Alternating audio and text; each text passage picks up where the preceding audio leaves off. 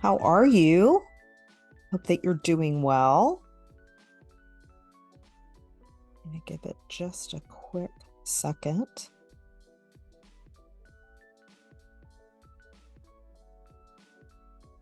This is probably one of my most favorite topics because I think this is just truly the most difficult part of running a family-owned business.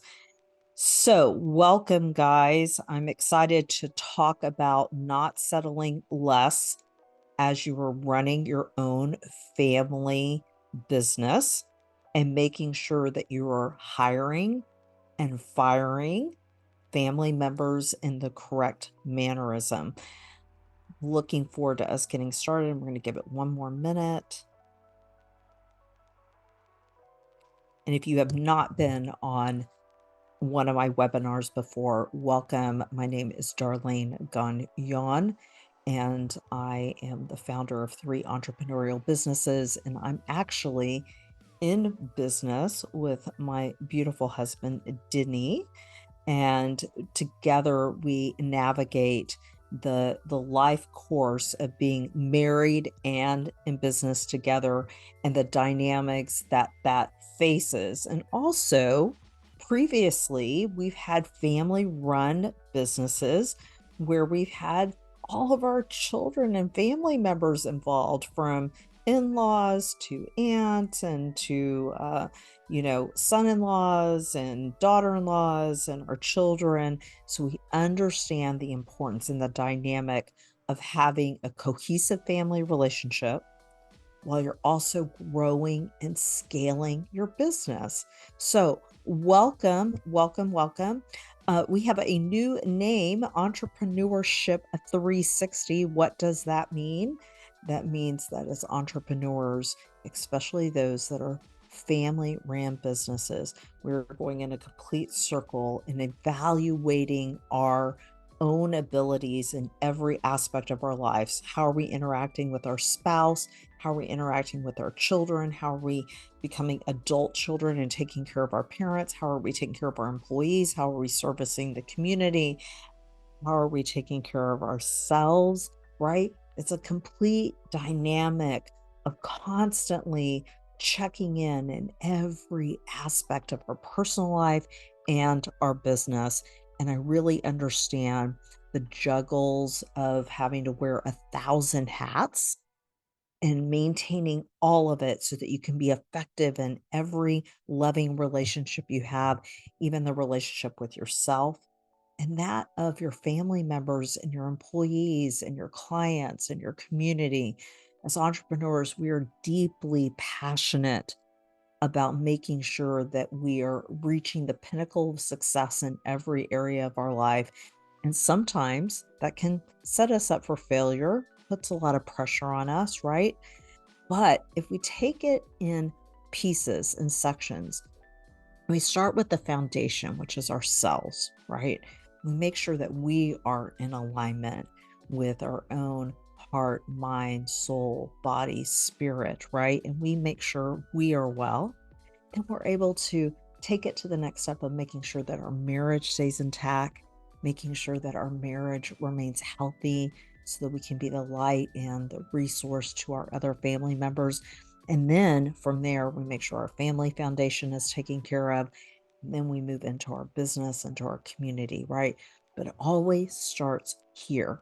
It starts in our mind, and our heart, and our spirit, and making sure that we're completely in alignment with what we are and our purpose in life is to be. We need to be in alignment so that we can feel fulfilled. We can feel happy. We can experience self-love. We can honor our own God-given talents. From there, we can be more for others around us. Unless this is all happening, unless our foundation of home, heart is where the home is, right? Unless that is strong, we can't build upon that foundation. All right, guys, so let's get started.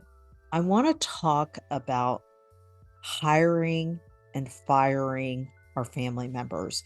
And when I interact with family members, this is the biggest struggle in their business, not acquiring new customers, but keeping intact the family dynamics while also making sure there is a level of accountability within the business so the business does not fail because it is weakened by family members that might be taking advantage of the situation.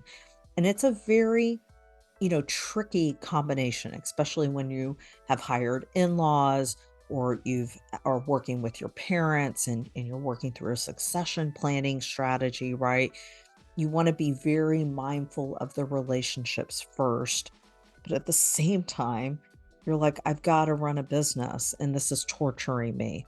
And I can remember before I joined an organization, entrepreneurs organization, to get support as an entrepreneur. It was one of my biggest struggles. Is how do I navigate the dynamics of working with my children, working with my husband, having so many family members relying on the income of our businesses, and at the same time feel a sense of authority to be able to discipline their actions when it called for, or to elevate one family member over another family member, um, even though this one may have felt entitled, right? And so that's a tricky dynamic that we're constantly having to evaluate. So we're going to talk about that today. And I do want to invite you, when you get time, go to our website. It's entrepreneurship-360.com. Sign up for our newsletter, subscribe to your favorite social media channel, whether it's YouTube or Facebook or Instagram. We're all on those platforms, Rumble as well. Subscribe and make sure that you stay tuned as we provide reruns, if you will, of some of our past webinars that give you the holistic view of what it means to run a business, and more importantly, run a business with your spouse or run a family business. Now, there's very unique challenges with running a family-owned businesses that other entrepreneurs may not face, right? There's the emotional dynamic that impacts your business decisions, and it can't be helped. And I want to make sure that you give yourself some grace, because as you are navigating through your business decisions, you cannot help but to be thinking about your family members and the ramifications that this has on their lives and the future of them being involved in the business. But this is the key to failure. It's so important that you work on the importance of separating the family role from the business role. And this takes time, this takes effort. And as I tell many people, nothing like entrepreneurship will put a mirror in your face to show you every great and wonderful talent that you have, but also every flaw that you need to work on. So, in order for you to separate the family role from the business role, you have to have a level of confidence and self-esteem in your decision making. And you cannot be layered with guilt or be layered with this lack of approval from your family if you opt for business decision making thinking versus the emotional dynamics of only thinking about the family when making decisions for the business. And that is a challenge, and it may require some additional counseling, mentorship, or support in order for you to navigate through this. And it takes muscle memory.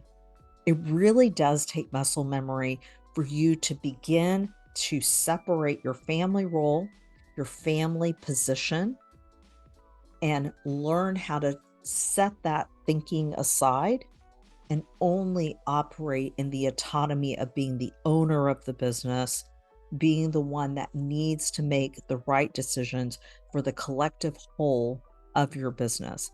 Because I am pretty sure that not every single person working in your business is a family member, right? So we really need to think about the holistic journey of that business and how your decisions, when you choose an emotional dynamic or an emotional position, and you're only thinking about the family members when you make your business decisions, you have the ability to really impact all of the employees that work for that business as well.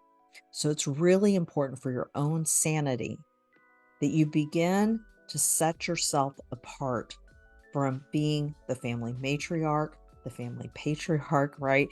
And really set yourself aside and say, no, first and foremost, when I walk through those doors of my office or I walk to the job site, wherever you're working, I am the entrepreneur. I am the one in charge of this business. And if you are working with siblings or you're working with a spouse and there's joint leadership, at that moment, you have to begin to talk to them and really educate them when it comes to key decision making, that we're going to put the emotional aside, the family dynamics aside, and we're only going to think from a business and strategic leadership role. And it's a cultural shift. It's a dynamic shift that you have to make, and it takes everybody being on the same page. And that's why it's really important that if you have a lot of intertwined leadership and they're all family members, that you use outside consultation to really help you navigate through those uncharted waters. It's not something that you should do alone. You shouldn't be fighting that battle alone. You need guidance, you need assistance so that you can really move from family thinking to business thinking, right? And again, we're all human. We're building legacy businesses. We're hoping that our children or other family members are a part of that succession plan. Nobody wants to think otherwise, but life happens, and there are no guarantees that your children or another family member will be able to take over your business, more or less keep the business.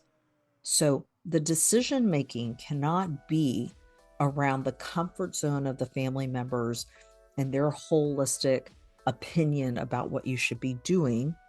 You should really be looking at the business from the top level down, working on the business, not in it, looking at it from the top level down and making those decisions accordingly. So when you are really looking at that dynamic of a family business and moving out of emotional dynamic decisions into more rational business decision making, then you begin to establish foundations for success. And that's where you can begin to shift the culture so that each family member has very clear roles and responsibilities within the family business. They have their own specific performance metrics. They are measured in the same equality of the other employees. And there's a implementation process for transparent evaluation holistically.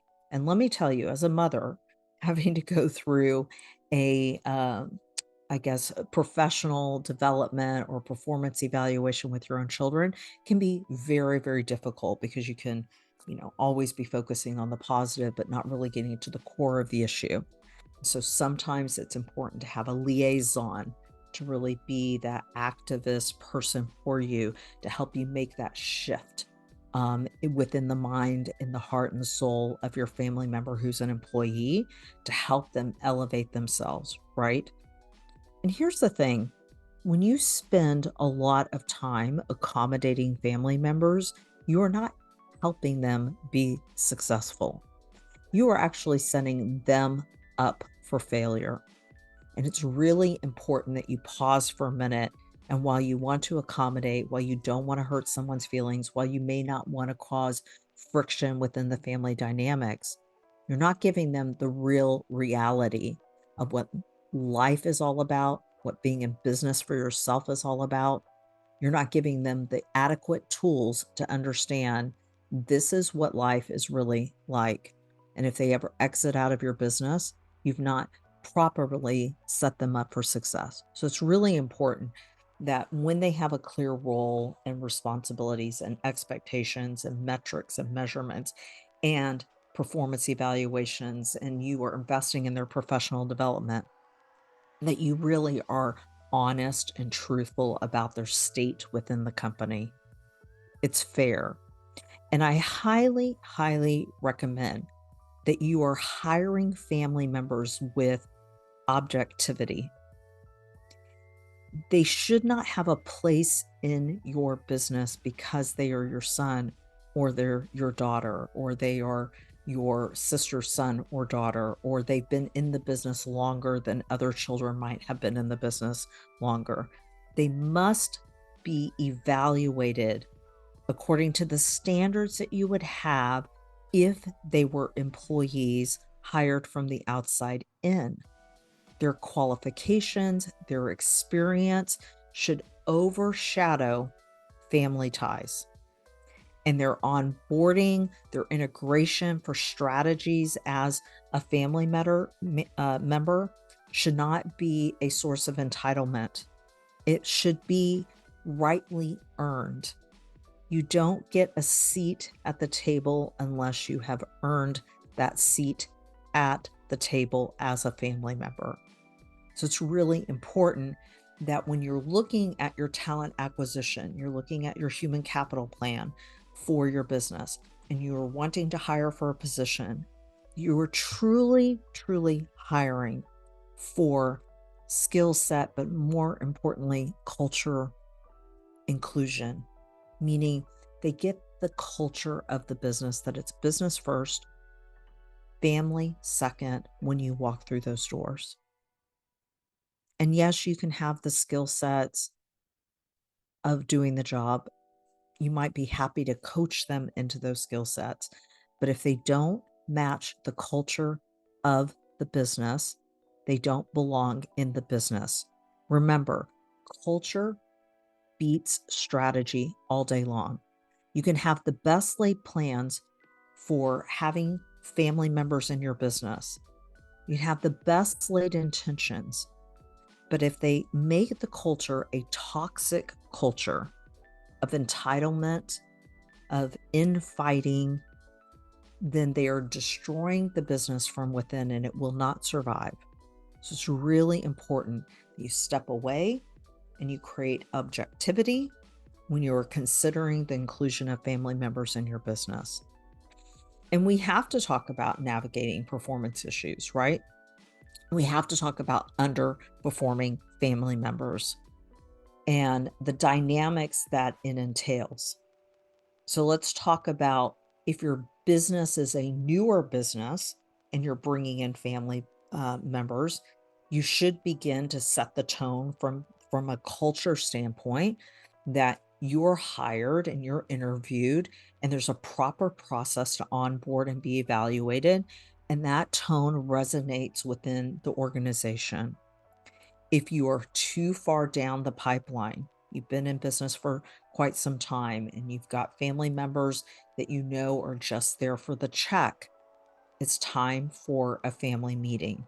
And again, that is a great time to be thinking about bringing in a consultant, a liaison that might be able to help you communicate accurately and efficiently the need for a shift in the culture of the business. And that shift in the culture of the business is to say, we will no longer act on the whims or the emotional dynamics of our family members. You will be qualified to work in your position. You will match the culture of our company. And if not, you will no longer be here. And when you begin to set that tone and make sure that the family meeting that you've put together, that everyone leaves that meeting very clear of the culture and the structure moving forward, then when you have to handle misconduct, whether they are not really performing at the level, you can choose to do a couple of things. Get them the training that they need. Do the 1, 2, 3, strike, you're out, right? Evaluate opportunities for them to maybe not be in the right seat. So maybe we need to put them in the right seat of a different position that's more adequate for their skill level. Or we might need to just fire them. And I want you to really shift your thinking because I think this is one of the hardest things is how do I fire them?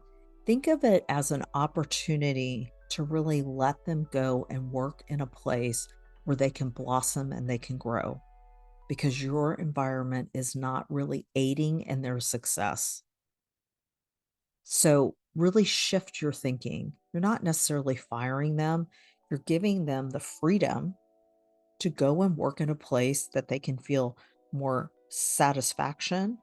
Satisfaction leads to gratitude, more level of accountability, and also you're protecting the relationship because you know if you keep that family member on because you think that you are protecting the family relationship, you know later and it down the road, resentment begins to accrue. And eventually that plays itself out in some sort of family dynamic. So it's really, really important that the strategy for this difficult conversation, if you have to let a family member go, hands down, comes to this shift in your own mind to say, no, I'm allowing them to go learn and spread their wings elsewhere. And I'm making sure in the long run that this is the best for our relationship and for the family dynamic as a whole.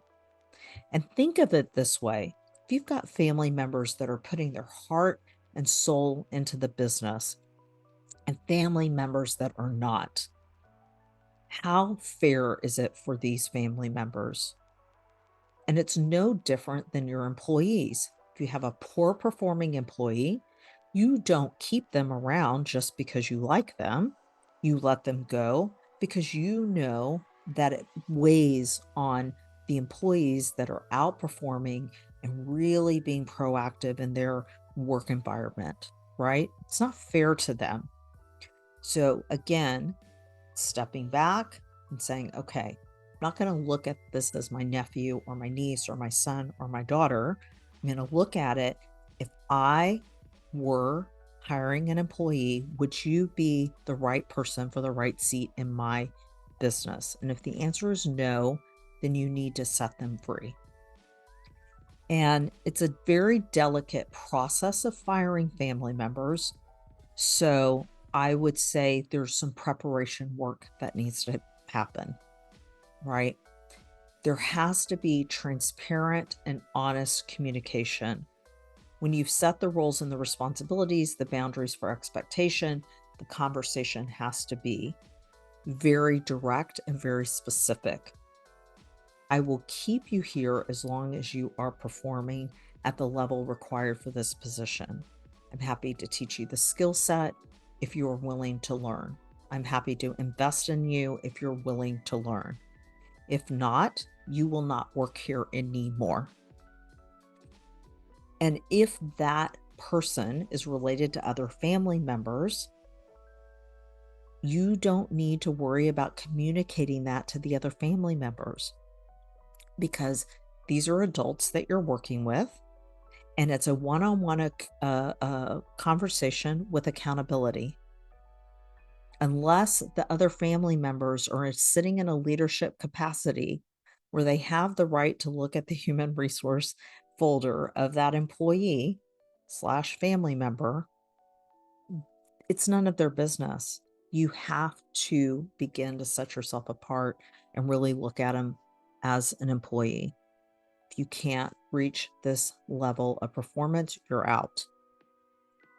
Okay. It's much easier said than done. And I will experience share. I had very specific issues with a few of my children working for me from a performance standpoint.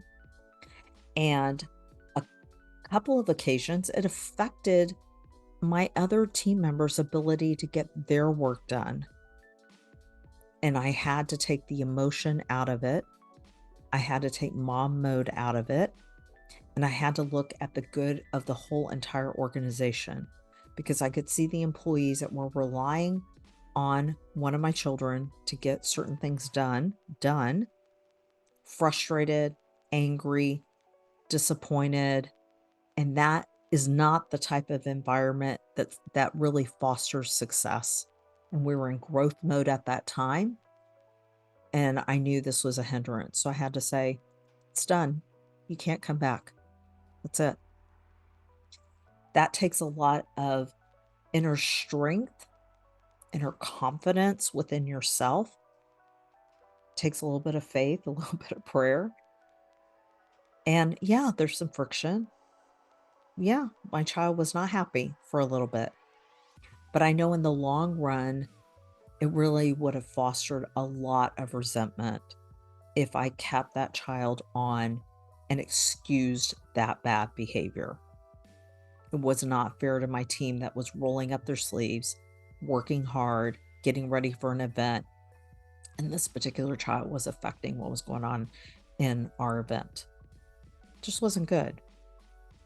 So I think when you are open, when you are doing what's right for the business, bringing in a liaison to help you, you can really go to bed at night with dignity, fairness, because of the transparency that you've brought to the table for the business. And managing the aftermath of the family, it starts with you first setting the tone with the family and those that are affected by the business. So that means that if they are not working in the business, but there's some sort of link, maybe they get a percentage of the revenue, it does require for there to be a communication rhythm of communicating to the family members that are receiving some sort of financial support about what is happening with the business on a regular basis. And we talk about this with our couples in weekly marriage meetings. You need to do this with your family owned business. You need quarterly, you need biannual, and you need annual meetings where you're going over the state of the business and you're reinforcing the message of the culture. So, if you are a family run business and you've got a family member that's receiving a check and they're not working in the business, they still need to understand the dynamics of the financial reporting, the culture, everything from sales, from marketing to products and services, et cetera, et cetera. You need to help them understand and don't assume that they don't care and don't assume that they won't understand. And it's your job as the leader, as the facilitator, or you collectively with your spouse or with your siblings, whomever is running the business with you, or you alone, for you to find a way to adequately communicate to them the importance. And when you begin to morph that communication up, that knowledge that they have helps you facilitate change because they understand the struggles that you're up against and they are cheerleading your successes and they begin to understand what they can help you in terms of supporting. And so if you have somebody that's taking a check and maybe one of their children is working for your business and they see the cultural shift, they can support you in that. They can tell the son, "Hey, Mary Jane is moving the business in this way. You better be in alignment." Support her in those efforts. How are you supporting her in those efforts?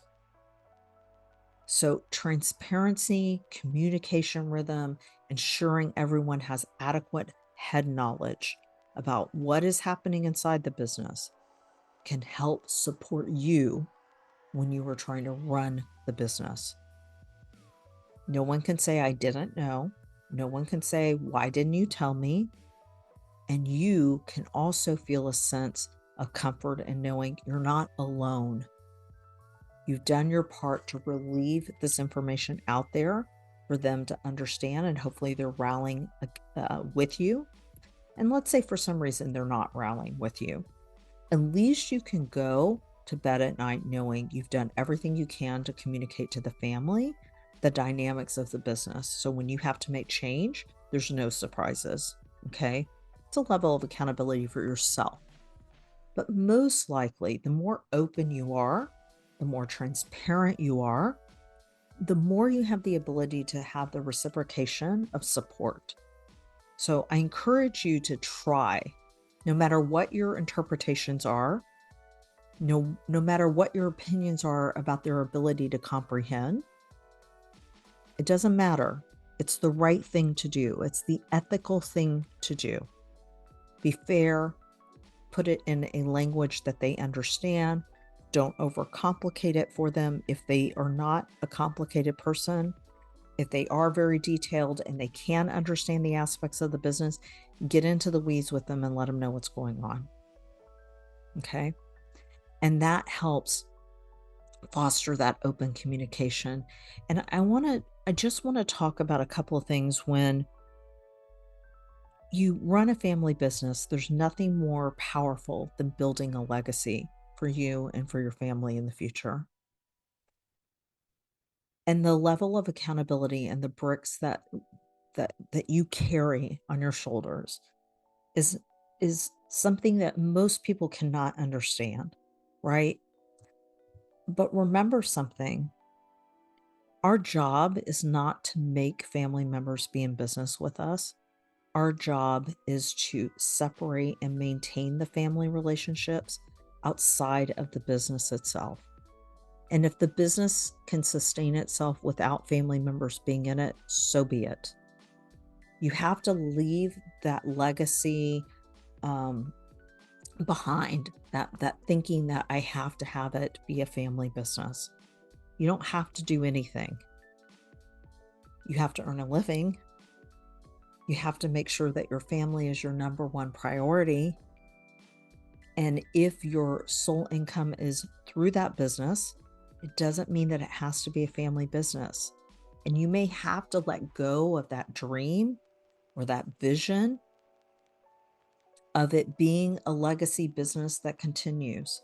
And there's lots of wonderful statistics out there that talk about the ability for a business to be 10 years stronger, 10 years strong, and be a family owned business. The success of that is less than 20%. So it's so key for you to get your own reality check, for you to be very grateful and appreciative of the opportunity to build this legacy for your family. But at the same time, be open minded. You don't have to be so hell bent in having a family business that you keep people in the business that you know deep down in your heart are not right for the business. You have an opportunity to do what's right for many other lives beyond your family members. There are many people that will work probably even harder for you than some of your family members will. So give yourself a little bit of grace. I want to share that with you. I think that's an experience share. I had big visions of, children taking over our businesses and, continuing our legacy because I wanted that so desperately. But the minute I let go of that, I began to make better decisions for the business. Sometimes it included my children, sometimes it did not. But I can tell you what it did do. It did give me peace of mind that overall I was doing right for all the other lives that we affected, from our clients to our vendors to our employees. I was making sure that holistically the business was protected. So I want to encourage you to really think about this. If you're holding on too tight and you're not firing members because you want this family business, and you are not firing members because you don't want to have friction in the family, then you are not truly being the entrepreneur that's capable of running a business that is effective. It will only last for so long. Is that clear? Okay. So I just want to recap a couple of takeaways. One, the emotional dynamics of being intertwined with a family business and being an entrepreneur yourself, you have to separate. And foremost, you must protect your own self first. You must have continual improvement so that your heart, your mind, and your spirit and your body are the foundation by which you build this 360 life. Second, marriage meetings, whether they're in your business or outside of your business. You should be meeting every single week to discuss every aspect of your lives. Intimacy, money matters, children, business matters, spiritual matters, etc. And we have a marriage agenda that you can get on our website. Take that and utilize that. Denny and I do that every single week. We make sure we're going through all of those aspects in order to keep the bond of intimacy and the lines of communication open. From there, you are evaluating your relationship with your children. And if they're in the business and they're not suited for the business, free them up. If they are suited for the business, armor them up and get them ready, because it's a lot of work to take on a family-owned business. And enjoy those moments, but learn to separate and be mom or be dad outside of the business.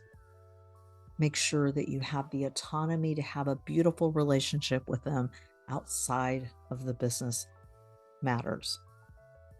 Okay? And then from there, you look at your employees and your community at large, right? You build kind of that circle of infrastructure, right? But it starts with you. It definitively starts with you. Make sure that you're cultivating inside yourself the confidence, the self-love, the appreciation of your gifts and your talents, so that you can have the strength to make the right decisions without guilt. Silence the inner and outer critic, because you are worthy of having success in every aspect of your life. Doesn't mean that struggles won't exist. It doesn't mean running a family business is easy, but what it does mean that you can rely on yourself to say, yeah, I might not get it right all the time, but I will do my best laid homework. I will make sure that I'm keeping forefront my emotions out of this decision-making process. And I will lead with the integrity that when I go to bed at night, I've done everything I can to make everything a success, even my relationship with myself. Okay, so important. Get the relationship with yourself right, and the family, business, and the dynamics will take care of itself. And I'll leave you with this last story. You know, I wanted so desperately for my children to be in our business that I was willing to sacrifice my own thought process around what I thought was good for the business. I was willing to make sacrifices of the decisions that I knew could take the business to the next level in order to accommodate everybody. And what I will say is my low self-esteem at that time drove so much of my decision-making because I wanted their love. The minute I really began to see what a divine creature I was, how I was given so many great talents, that I was incredibly worthy of owning a business, running a business, having great things in my life, love, passion, honoring my creativity, honoring myself. It really changed my way of handling things. My kids began to not really even recognize me because I made better decisions for myself. And because I made better decisions for myself, I made better decisions for the business as a whole. So I want to let you know that when I say that the mirror of entrepreneurship is running around in front of your face and will not let you move out of its way, it's the truth. It's going to show you everything good and everything bad.